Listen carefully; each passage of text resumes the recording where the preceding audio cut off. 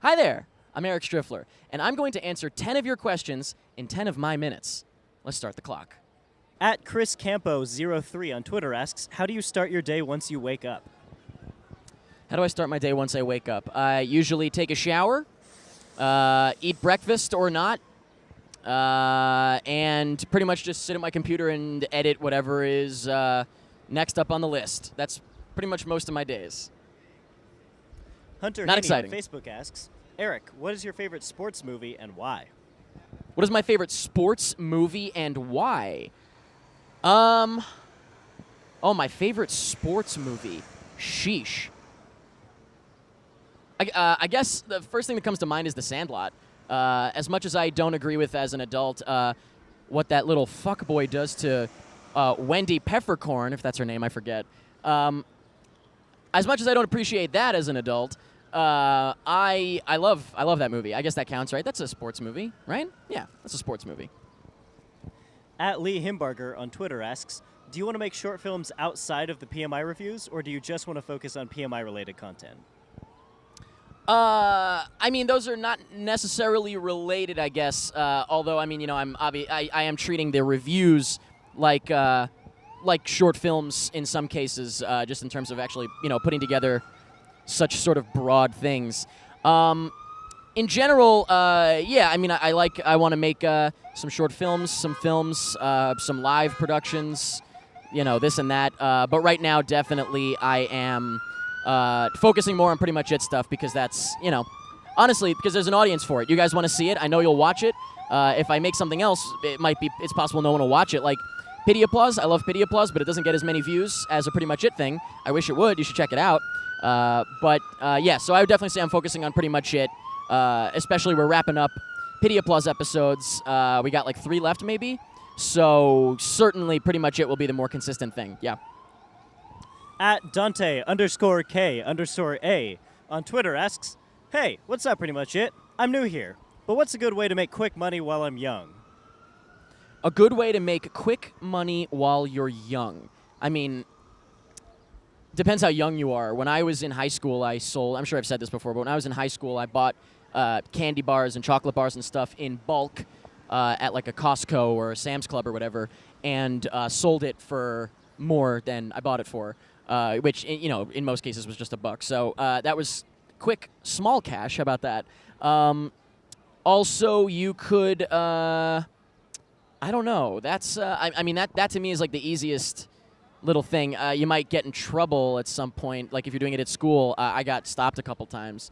Yeah, that's going to be my go-to, I guess. Other than that, you know, technically, I guess getting a job, right? I would say start a YouTube channel, but it ain't, you know, 2009 anymore, baby. It's 2017, and it ain't the place to go. Actually, it would be the worst thing to do, I just realized, because I think it's before you get 10,000 views, you don't make anything, I think, is a new thing they started.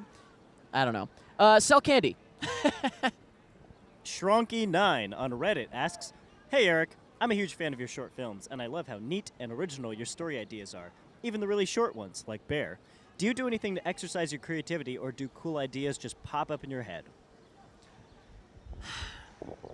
I'm definitely not the type of person that can just sit down and pump out an idea. I'm really bad at that. Most of the time, I'll be walking around. Like I immediately think of like the Pity Applause theme song. That was something that I wrote and recorded, if you will. I mean, recorded is just, you know, like in GarageBand, so composed. But I didn't sit down and think about it. It was literally like I was out somewhere and I thought of it, and I still have the voice memo, and I immediately like recorded a voice memo like, hey, this is an idea for a Pity Applause theme song.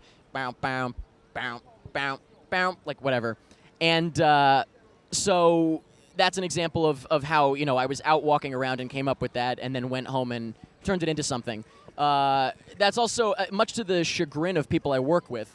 People are like, hey, man, for like a Nyctophobia or a synthetic show or whatever, they're like, hey, man, we need a script. And I'm like, you know, the inspiration hasn't quite hit me for this one bit we're missing. And they're just like, nah, we need something. And I'm like, this is not how it's going to work. It's not how it works for me. I know some people can just sit down and, you know, force something out. Not everybody can do that. Everybody works in their own ways, and there you go.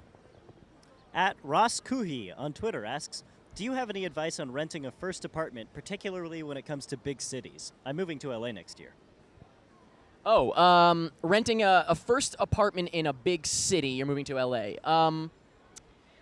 Well, right off the bat, I would say make sure if you're going to be like living with people, just make sure that they're not going to drive you nuts. What happens is I'm a very easygoing person, and so I'm very lucky in that because I can mostly live with anybody. Plenty of things that my roommates do that get on my nerves, but that's it. They just get on my nerves, and I don't. When I say that's it, I mean it's literally like I acknowledge, like, well, that's annoying. Moving on. It doesn't really matter that much. Even though they should be able to, I can put a new toilet paper roll or a paper towel roll. Things like that. Small things don't really matter. So I would say definitely make sure that you're cool with the people you're going to be living with, and also make sure that the area is an area that is easy enough for you to get to compared to where else you'll be going. Like, try to know where your job is going to be if you can help it. If not, I don't know how old you are, and I don't know if you're going with a job in mind, but if not, just get ready to look around your area. And I would say immediately get used to the public transportation. You're moving to LA, so not that there's much. Try to figure out like how much it's going to be to Uber from here to there. You're going to be doing a lot of Ubering, and I don't know. I'm trying to move out of my apartment. When my lease is up, I'm hoping to not live anywhere. So. At Raskuhi. No, wait. We did that guy already. Moving on. At Masrani25, similar, on Twitter asks, what movie would you immediately rewatch again after you just saw it? Social Network, Kick-Ass, Swiss Army Man. These are just ones that come to mind. Those are movies that I did do that for. Like, I could just watch them over and over. As soon as it ends, I could watch it again. Social Network is certainly one of them. Kick-Ass was a big one. That was a great year. 2010 was a great year for movies. I think those were both in 2010. I guess as of late, though, Swiss Army Man, or not that it's a movie, but like Bo Burnham's Make Happy was something I could just like watch over and over again. There you go. Well, I guess you just answered this, but at Noah Neal, not Noah Neal, excuse me, on Twitter asks, what has been the best year for movies since you've been alive? 2010. We're talking Social Network, Kick-Ass, 127 Hours, Black Swan. The list goes on, and I didn't mean to rhyme that with Black Swan, but it could. I'm not sure. I forget what others, but like that's the first one that comes to mind. When I'm mostly thinking of like Best Picture nominees, that was a really solid year. I got to go with 2010. I really think 2010 was great. I can't remember like all the releases. Thing is, like, I can't remember if there were just as many bad movies as good movies, kind of thing. But there were a lot of really good movies. Like, I think back to that year, and I'm sorry. What I meant to say is when I think of like really great movies, it just so happens a lot of them were from 2010. YXK Pro on Reddit asks, aside from film, what other artistic media could you see yourself creating in? Would we ever see an original Striffler painting? Say that one more time. Apart from film, what? What other artistic media could you see yourself creating in? Would we ever see an original Striffler painting? Oh, I don't paint. I'm kind of, well, I mean, my, aside from film, my main thing is I've certainly done a lot more like live productions and stuff. Unfortunately, hard for you to see, I guess. Working on a little bit of music if we can get our rears in gear on that. So that might be a thing, hopefully. Then also there might be like a little sort of illustrated thing coming in regards to synthetic/nyctophobia. I think I might have mentioned that at some point. I definitely did, because that's the reason that this is happening, technically. I could see some stuff like that. That's stuff that's in the works for sure. Right96D on Reddit asks, you once asked yourself why you couldn't make a 10-second film. With Vine and Instagram, you could. Why didn't you?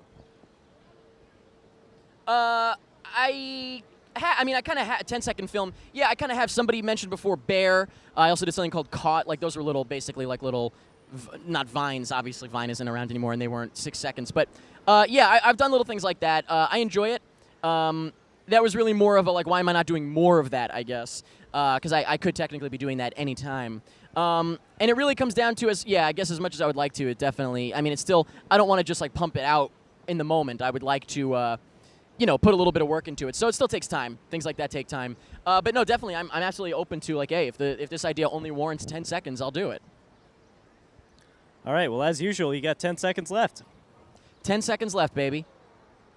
Look at all the magic. out here in Union Square. Back to you, Daddy-O. Time's up! Well, ladies and gentlemen, it's pretty clear I am the master at answering 10 questions in 10 minutes. I am not looking at a timer, by the way. I don't know how I came, I seem to come within 10 seconds, sometimes 30 seconds, 40 seconds, whatever. That's pretty damn good. It's interesting how I guess maybe I've gotten better at gauging time. I don't know. I used to never be really good at that. I'm certainly bad at gauging like age. I can never tell how old somebody is, officer. But yeah, I don't know. Hey, 10Q10M. It's fun, baby. I love it. Thank you very much for asking questions if you did. I hope you enjoyed my answers if I answered your cues, if I aid your cues. If you'd like to see any more of my videos, you can click right over here. Or if you'd like to subscribe, you can click right down here. Make sure you never miss a video. Also, clicking the thumbs up ain't going to hurt you. Or the like button, whatever the fuck. It's not going to hurt you. Thank you very much for watching. That's pretty much it.